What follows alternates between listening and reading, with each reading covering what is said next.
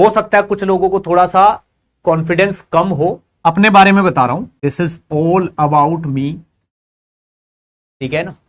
2006 से 2012 तक, ठीक है, समझ लो मैंने मिक्स पढ़ाया, मिक्स्ड, कभी कुछ, लेकिन 2013 से लेके अब तक मैंने ऐसा कोई साल नहीं गया, 2013 के बाद अब तक ऐसा कोई साल नहीं गया जिस साल मैंने एडवांस का बैच ना पढ़ाया हो। ऑलवेज एडवांस का बैच रहा है, ठीक है ना। लास्ट ईयर भी था, उससे लास्ट ईयर भी था, ऑलवेज।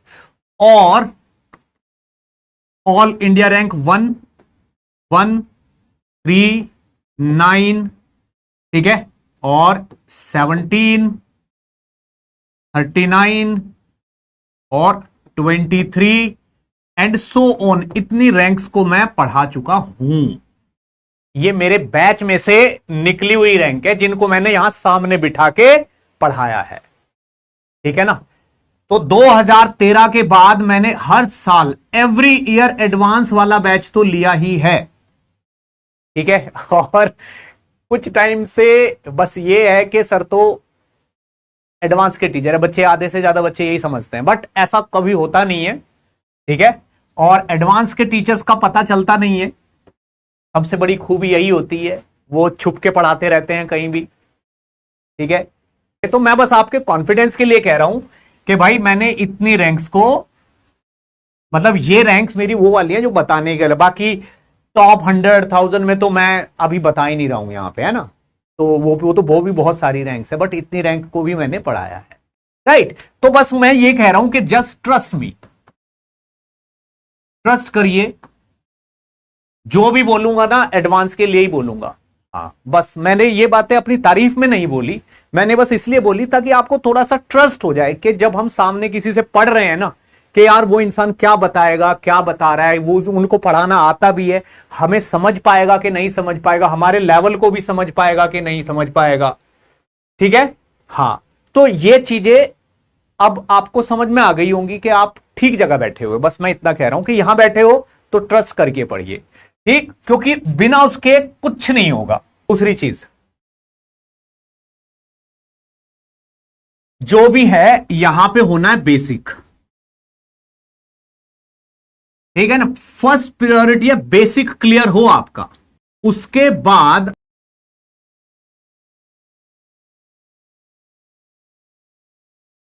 भाई एडवांस निकालने का क्या तरीका है, व्हाट इज एडवांस्ड,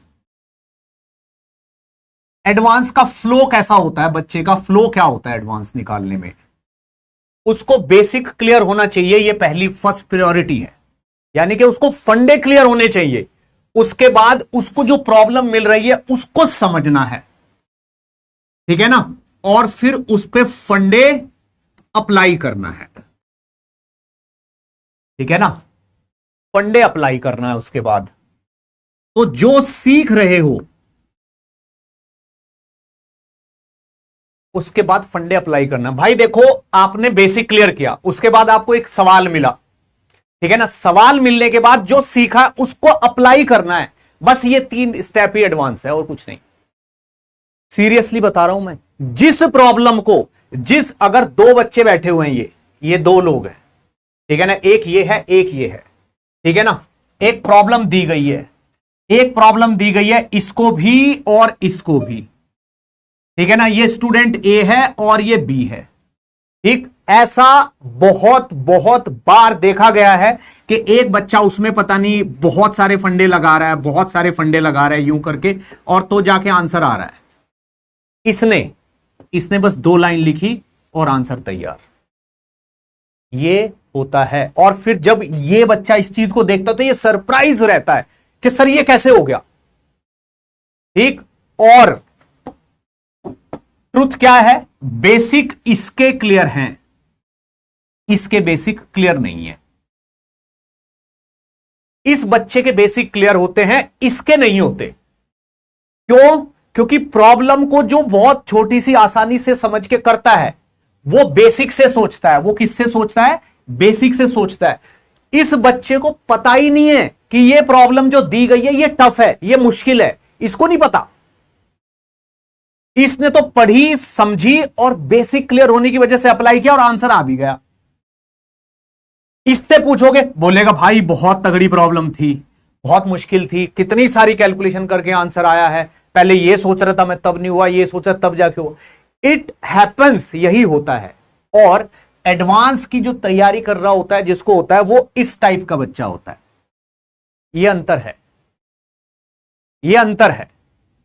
आपने सुना होगा ना, बहुत सारे लोग 350 में से 320 340 इस तरीके से स्कोर करते हैं, 200 स्कोर करते हैं, 250 स्कोर करते हैं। कैसे कर लेते हैं? कुछ कुछ से 100 भी स्कोर नहीं होते। ये डिफरेंस है। जो बेसिक क्लियर है वो इसके हैं, इसके नहीं है। जबकि मेहनत इसने ज्यादा की है, टाइम भी इसने ज्यादा लगाया है, ठीक है ना भाई, मेहनत भी इसने की है, मेहनत इस लड़के ने ही की है। समझ में आ रहा है? पर बेसिक इसके, और इसको पता भी नहीं है कि ये प्रॉब्लम जो इसको दी गई है बहुत मुश्किल वाली प्रॉब्लम थी। राइट भाई, ये अंतर है। जब भी आप किसी प्रॉब्लम को सोच रहे हो या कर रहे हो, आपको बस ये ढूंढना है कि सर इसका कोई आसान या सिंपल तरीका है क्या? क्या इसको ऐसे भी कर सकते हैं? क्या हम इसको ऐसे भी कर सकते हैं? ये सोचना है। मेहनत से एडवांस नहीं निकलता। मैं बता रहा हूं आपको, जिस क्वेश्चन को बहुत मेहनत करके अगर आप कर रहे हो, समझ लो गड़बड़ हो रखी है। बेसिक क्लियर करना है, राइट। और यकीन मानिए, ये जो मैंने बोला है ना आपको, 2013 के बाद अब तक, मतलब समझ लो 12 इयर्स मुझे एडवांस पढ़ाते हुए ही हो गए हैं। ठीक, मैं जानता हूं मुझे किस तरीके से पढ़ाना है, कैसे बेसिक क्लियर होंगे और उसके बाद सवाल कैसे हो पाएंगे। ट्रस्ट मी, बीच में आपको लगेगा कि सर इतना आसान पढ़ा रहे हो, ऐसे इतनी सिंपल बात बता रहे हो, और जब उस बात को मैं अप्लाई करके दिखाऊंगा आपको, फिर आपको लगेगा कि यार ये इतनी आसानी से हो जाना था क्या सवाल? राइट? बस ये सिंपल थिंकिंग है, यही सोच के करो भाई। आपको समझ में आना चाहिए, आपसे सवाल होनी चाहिए, दैट्स इट। ठीक है, राइट। अब शुरू करेंगे और आराम से सीरियस पढ़ाई करेंगे। कुछ नहीं करना, आराम से बैठ के बस देखो, ठीक है ना, समझो। और बस ये जो 3 लाइनें हैं ना, ये वाली जो 3 लाइनें, इन पे ध्यान रखो कि मुझे बेसिक क्लियर करना है, फिर उसके सवाल को पढ़ के समझना है कि ये सवाल क्या है, और फिर जो मैंने सीखा है उसे मुझे अप्लाई करना है। इससे आंसर आता है, ठीक है, आंसर आता है, ठीक है, नहीं तो अगले सवाल पे चलेंगे। ये लो, ये सवाल कोई जिंदगी नहीं है, ठीक है ना, यही सवाल में जिंदगी नहीं अटकी, अगले सवाल पे चलेंगे। इस वाले सवाल को फिर देखेंगे, बाद में दोबारा देखेंगे, ठीक है। हाँ, और आराम से, कोई जल्दी नहीं है। अगर बेसिक समझना आ गया, क्वेश्चन समझना आ गया, और अप्लाई करने का पेशेंस, जो एटीट्यूड है वो आ गया, तो भाई जितना अब तक पढ़ रखा है ना, उस पढ़े हुए में से ही जो आपको लग रहा है कि कम पढ़ा है, ठीक से नहीं पढ़ा, जो अब तक का पढ़ रखा है ना, वो आपका गोल्ड बन जाएगा, सोना बन जाएगा। वो उसी में से ही, उसी से ही सवाल करने शुरू हो जाएंगे, आपके सवाल होने शुरू हो जाएंगे उसी में से ही। समझ में आ रहा है क्या बोला मैंने? अगर बेसिक क्लियर हुए, क्वेश्चन को समझना आ गया और फिर अप्लाई करना आ गया, तो जो अब तक पढ़ रखा है ना आपने, जो लग रहा है कि ज्यादा अच्छे से नहीं पढ़ रखा, वो पढ़ाई भी आपकी एकदम एकदम सुपर क्लियर हो जाएगी, उसी से ही सवाल होने शुरू हो जाएंगे। ठीक, इसलिए बहुत सारे बच्चे जो 12th क्लास में होते हैं, जो 12th क्लास में होते हैं, भाई सबके लिए नहीं बोल रहा हूं, जो बच्चे 12th क्लास में होते हैं, बोर्ड देने के बाद, बोर्ड देने के बाद हार्डली 1 मंथ के लिए एडवांस मिलता है उनको, एडवांस के लिए 1 महीना टाइप मिलता है।